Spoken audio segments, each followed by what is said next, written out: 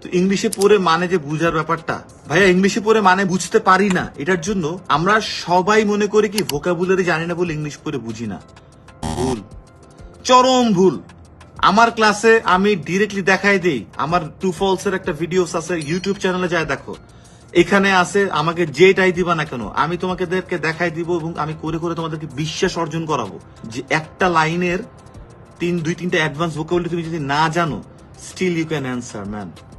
70% শিখলেই বোঝা যায়, সব ওয়ার্ডের মিনিং আমাদের বুঝতে হয় না। ইভেন যেই লোকটা রিডিং এ 8 পাইছে তুমি তারা জিজ্ঞাসা করো যে ভাই আপনি কি সব মানে বুঝছেন, প্রতিটা ওয়ার্ডের মিনিং বুঝতেন, সে বলবে যে না আমি অনেক কিছু বুঝিনি।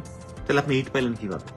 রিডিং এর জন্য যে অ্যাডভান্স লেভেলের ভোকাবুলারিজ গুলো আছে সেগুলো তুমি কোনোদিনও পড়ে মুখস্থ করে শেষ করতে পারবে না, বিকজ রিডিং এ তোমাদের যে প্যাসেজ গুলো দেওয়া হয় সেগুলো এক একটা জার্নাল থেকে, এক একটা রিসার্চের জায়গা থেকে তোমাদেরকে দেওয়া হয়।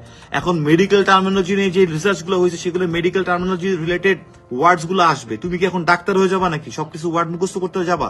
বা তুমি কি পুরো এটা কখনো সম্ভব? এটা কখনোই সম্ভব না। তাহলে কি মানুষ আইএলটিএস ভালো স্কোর করে না?